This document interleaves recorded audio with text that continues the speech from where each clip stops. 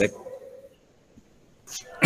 Ya, sebelumnya Assalamualaikum warahmatullahi wabarakatuh. Waalaikumsalam warahmatullahi wabarakatuh. Waalaikumsalam warahmatullahi wabarakatuh.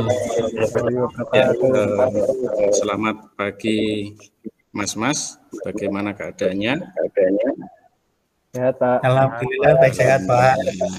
Ya, walaupun kalian walaupun kalian sehat, tolong untuk selalu jaga kondisi. Setiap pagi sarapan, kemudian jangan lupa untuk olahraga, karena kesehatan itu sangat mahal harganya. Baik, di sini sebelum kita mulai pembelajaran, tolong untuk salah satu bisa memimpin berdoa. Monggo ketua kelasnya Pak Ahmad Ferry bisa memimpin untuk berdoa dulu. Oke, pada pagi hari ini mari kita berdoa untuk kepercayaan masing-masing. Berdoa dimulai. Berdoa selesai. Baik, terima kasih. Sebelumnya kita sebelum masuk mohon untuk memasuki halaman yang tersedia di link saya bagikan ini untuk absensi sekaligus untuk sebagai pretest awal kita mengukur untuk kemampuan seberapa materi yang sudah atau mungkin pengalaman-pengalaman yang mungkin sudah kalian pahami. Waktu saya berikan 5 menit dari sekarang. Ya, mungkin sudah masuk ini alhamdulillah. Oh ini dari Pak Mas Misbaul. Di sini nilainya masih rendah. Mas Tri cukup lumayan walaupun belum KKM. Oke. Mas Rudi baik, cukup tapi juga belum KKM. Mas Ahmad alhamdulillah ini juga sudah mendekati KKM. Baik, untuk selanjutnya dari materi yang kemarin kita ajarkan itu kita di fungsi-fungsi kopling mungkin kalian masih ingat ya. Kemudian dari fungsi-fungsi kemarin kita masuk ke pembelajaran berikutnya yaitu ini. Mari kita simak di kompetensi dasar kita yaitu adalah mendiagnosis. Kalau kemarin kita masuk di materi yang fungsi, sekarang kita masuk ke mendiagnosis. Kemudian indikatornya di sini kita mendeteksi kerusakan-kerusakan pada kopling, ya, dan memecahkan penyebab kerusakan dari kopling. Maksudnya memecahkan permasalahan. Contohnya nanti ada gejala di kerusakan kopling, kita memecahkan, oh ini kerusakan dari sistem kampas kopling di bagian apa gitu. Jadi untuk tujuan pembelajaran peserta didik dapat mendeteksi kerusakan. Jadi kita di kendaraan karena kita semua kedepannya alat transportasi itu sangat penting dan kemudian untuk komponen kopling di sini juga sebenarnya komponennya sangat simpel, mudah, akan tetapi di sini dalam melaksanakan pembongkaran dan biaya servis ini sangat mahal. Jadi pada saat kalian sebelum masuk ke bengkel, kalian harus tahu juga ciri-cirinya kerusakan di kanvas kopling. Jadi tidak ke bengkel kemudian kalian dikatakan bahwa ini mesinnya atau mungkin dan sebagainya. Jadi kalian harus sudah tahu dulu ya. Karena pentingnya di sini karena semua orang itu sudah memiliki alat transportasi, mungkin kendaraan, mungkin juga tetangga, saudara, dan sebagainya yang mengalami seperti ini, mungkin kalian bisa membantu. Oh, ini kerusakan di bagian koplingnya, seperti itu. Kemudian untuk memecahkan penyebab kerusakannya, ya. Jadi kalian juga harus paham. Oh, yang mengalami kerusakan di kampas kopling itu akibat dari apa? Ya, di sini untuk komponen kopling, ya mungkin yang kemarin kita bahas sudah cukup banyak di sana. Kopling itu bagian-bagiannya seperti itu, letaknya. Untuk pembahasan kita kali ini untuk kopling, jadi ada gejala-gejala yang diakibatkan dari kampas kopling. Ya, nanti di sana ada kampas kopling atau facing, kemudian displet, kemudian pit hub, kemudian torsi damper. Nah, ini juga akan berpengaruh dalam kinerja pada saat sistem kopling berjalan. Ya, jadi dari masing-masing nama komponen tadi itu mempunyai fungsi dan tujuan tersendiri. Jadi apabila satu komponen akan mengalami kerusakan, maka akan mengakibatkan kerusakan mungkin kendala di contohnya di torsion damper ini. Pada saat melepas kampas kopling, dia akan melakukan kejutan atau mobil gerakan yang mungkin menyentak, ya. Ini di sini yang kita akan bahas itu adalah untuk mobil yang menggunakan tipe FR atau engine depan yang terletak di depan kemudian berpenggerak belakang. Ya, karena dari mobil itu ada beberapa tipe, ada FR, FF, RR dan sebagainya. Untuk konten di sini kita masukkan untuk tipe FR yang letak kampas koplingnya itu pasti semua itu berada di antara engine dan transmisi. Oke. Kemudian fungsi utamanya, mungkin kemarin Mas Ahmad Ferry, fungsi dari kopling untuk apa, Mas? Untuk memutuskan dan menghubungkan putaran mesin, Pak. Iya, betul. Terima kasih. 100 untuk Mas Ahmad Ferry. Kemudian untuk Pak Misbaul, Misbaul, apa fungsi dari transmisi? Maaf, dari kopling kemarin. Fungsi dari kopling, Pak. Maaf, belum belajar, Pak, kemarin. Wah, gimana nih? Tolong mainnya dikurangi lagi, nggih. Iya, Pak. Kita siap. Sebagai pelajar harus tetap semangat untuk belajar. Nggih, jangan main saja, nggih. Ya. Ya, untuk fungsi kopling di sini menghubungkan dan memutuskan putaran engine ke transmisi. Betul sekali tadi Mas Ahmad Ferry. Ya. Kemudian untuk membuat bekerjanya perpindahan gigi transmisi.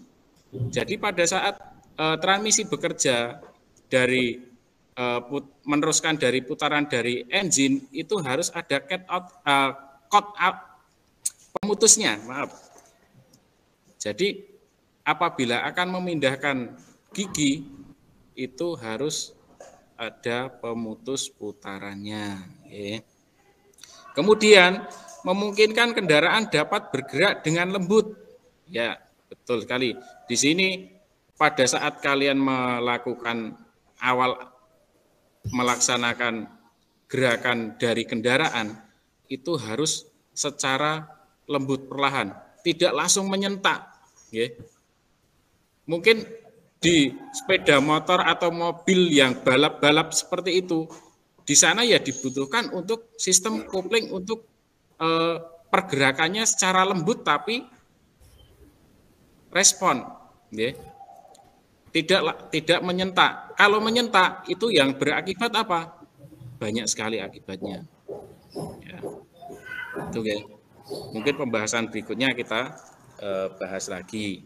Ya, tadi di awal tadi di tujuan kita yaitu kalian bisa mengetahui penyebab dan mendiagnosis kerusakan dari kanvas kopling. Ya. Jadi di sana ada beberapa faktor, yaitu ada 2 faktor. Mungkin apa Mas Tri Puji? Faktornya? Gimana Pak? Faktor dari kerusakan kampas kopling itu disebabkan oleh apa saja Pak, Mas? GCA-nya Pak. Faktornya? Karena? Umur. Iya, betul, umur. Mas Rudi, apalagi? Selain umur, selain faktor umur? Nggak tahu, Pak. Wah, gimana ini? Mas Misbaul, faktornya apa lagi? Selain dari faktor umur? Ada faktor manusia, Pak, itu. Ayo. Iya, betul faktor sekali. Manusia, Pak. Pinter. Oke. Ya, untuk faktor umur dan faktor manusia di sini ada kalau umur itu pengaruhnya dari gesekan dan kemudian usia dari penggunaan ya. Jadi di sana setiap digunakan pasti ada gesekan dan kemudian gesekan itu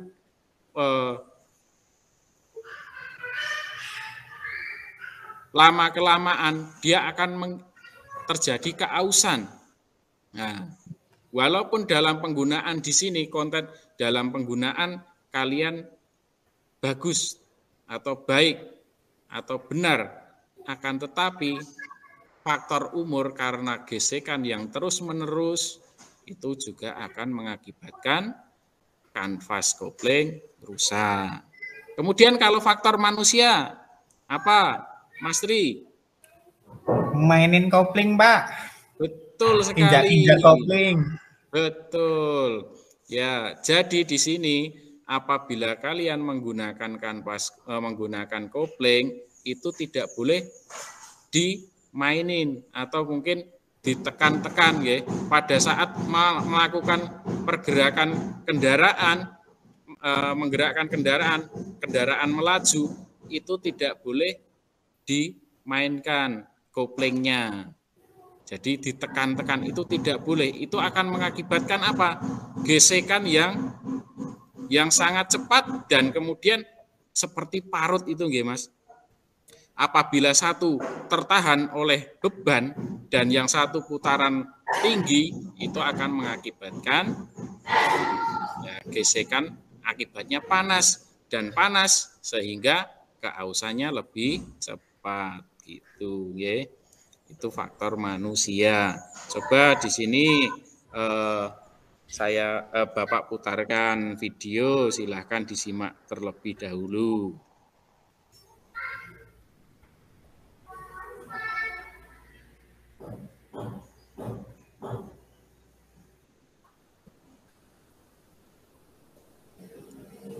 Ya, jadi faktor pengaruh dari penggunaan kopling itu dari manusia sendiri. Ya. Kemudian penggunaan muatan yang berlebihan. Nah, ini contohnya ini penggunaan kopling yang sangat ugal-ugalan seperti ini. Ya. Ya, ini seperti ini, keausan yang berlebihan.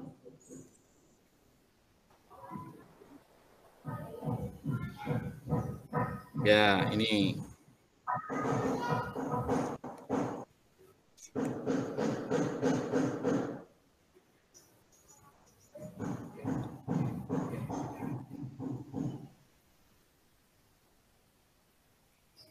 Itu Mas Rudi, diperhatikan itu videonya. Jangan mainan sendiri. Ayo. Iya, Pak.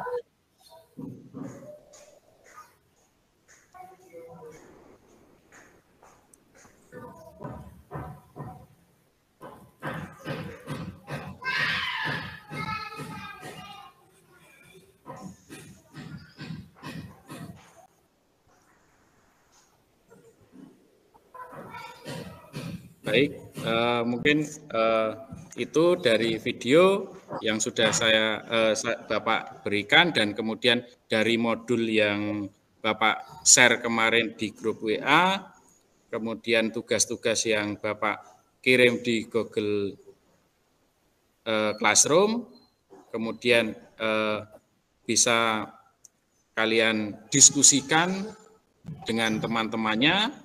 Itu nanti untuk kelompok 1 silahkan, jadi untuk kelompok 1 Mas Tripuji nanti untuk kopling selip ya. Tadi untuk gejala-gejala yang sudah Bapak berikan di Google Classroom kemarin, tolong dibaca lagi. Kemudian untuk materinya yang Bapak kirimkan lewat grup WA. Kemudian untuk kelompok 2 Mas Ahmad Fari, ya itu untuk kopling bergetar, ya. Nanti silahkan dibahas dengan teman-teman, kemudian nanti silahkan dianalisis, kemudian coba untuk memecahkan permasalahannya bagaimana. Kemudian kelompok 3 Mas Misbaul, tolong nanti gerakan kendaraan yang mengejut itu permasalahan dari apa? Okay. Kemudian Mas Rudi, suara berisik yang tak lazim, nanti tolong disimpulkan, kemudian dianalisis, kemudian nanti dipresentasikan. Kemudian Mas Budi, nanti silahkan kerjakan untuk yang kelompoknya Mas Budi, tidak ada gerakan atau kendaraan sama sekali tidak bisa bergerak atau berjalan walaupun mesin nyala. Okay. Ya, Mas Budi izin Pak tadi Pak, nggak ikut Google, nggak ikut meeting kita hari ini. Jadi nggak ada. Kenapa Pak. Mas Budi? Katanya tadi kuotanya habis Pak. Oh ya, ya oke. Nanti baik kita bisa berikan untuk materinya lewat offline ya. Nanti saya kirim ke grup WA, kemudian kita berikan support supaya Mas Budi bisa mengikuti lagi untuk kegiatan pembelajaran, karena ini sangat penting ya. Ini sangat penting untuk kegiatan kehidupan sehari-hari kita ini. Di kopling itu sepele tapi ini sangat bermanfaat ya. Sangat penting sekali. Jadi mohon setiap pembelajaran seperti ini yang kaitannya dengan kehidupan kita, mohon untuk selalu hadir ya. Tadi untuk rumusan. Oke. Iya Pak, nanti saya sampaikan Pak. Ya, terima kasih. Ya. Berikutnya. Baik, kalau sudah di sini untuk trouble-nya tadi mungkin Mas Tri tadi apa? Kopling slip ya? Iya. Ya, mohon tolong dipresentasikan. Kopling selip itu penyebabnya gerakan bebas pedal kopling berlebihan. Oke, terdapat oli pada permukaan disk. Permukaan disk bergelombang. Das kopling lemah. Kabel kopling berkarat. Kampas kopling habis. Untuk perawatannya yang gerak pedal setel kebebasan pedal. Untuk ada olinya dibersihkan. Kabel oli karat dibersihkan. Perbaikannya dibongkar dan dilepas Pak. Oke, terima kasih atas presentasinya Mas Tripuji. Jadi kopling selip itu tidak hanya dari keausannya saja, ya, Mas-mas. Jadi pengaruh dari gerak bebas dari pedal kopling. Jadi kalian pada saat melakukan penyetelan kampas kopling di tuasnya itu terlalu nyetut atau terlalu tinggi,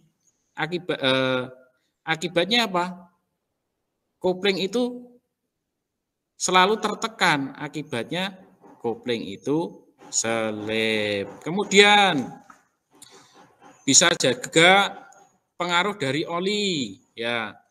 Kemungkinan di sini ada dua penyebabnya oli itu. Yang pertama oli bocor dari mesin itu sendiri, atau mungkin yang kedua pada saat melakukan pembongkaran dari bengkel itu bengkelnya kemproh, ora gelem ngelapi, ora gelem resikan, akibatnya ada oli yang menempel sehingga kopling selip walaupun kampas itu tadi baru. Oke. Kemudian permukaan disk bergelombang, ini juga menyebabkan.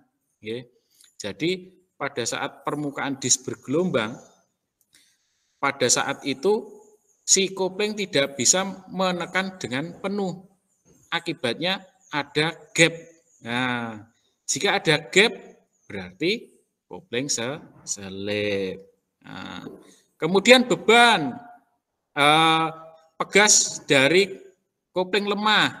Pegas kopling maksudnya di sana pegas diafragma, atau di bahasa bengkel apa?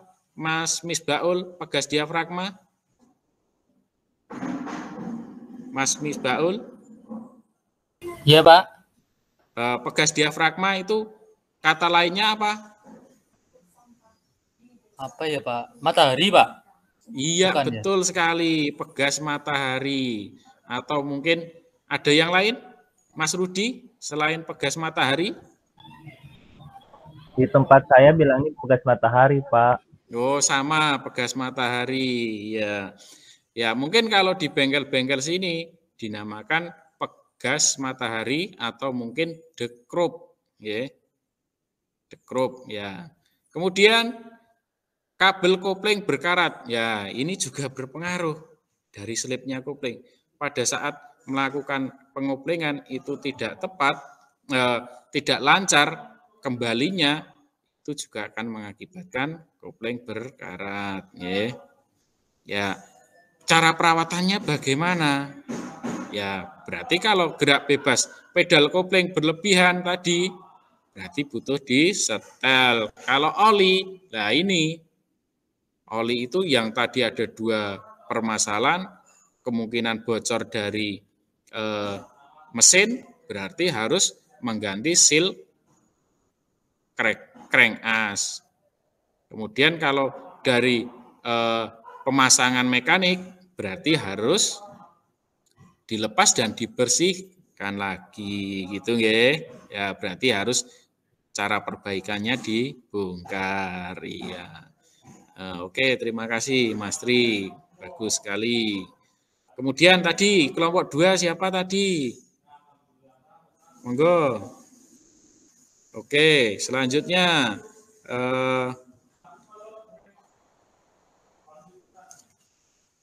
karena kalian sudah hebat semua. Mungkin ada pertanyaan sebelum Bapak lanjutkan ke berikutnya. Mungkin ada, akan, Pak.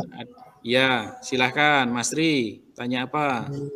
Berarti kalau mobil-mobil yang dipakai drifting itu, yang ngepot-ngepot itu, Pak, koplingnya habis drift langsung ganti, gimana nih Pak Niko, Pak? Oh ya, gini, betul sekali, pinter itu, jawaban yang sangat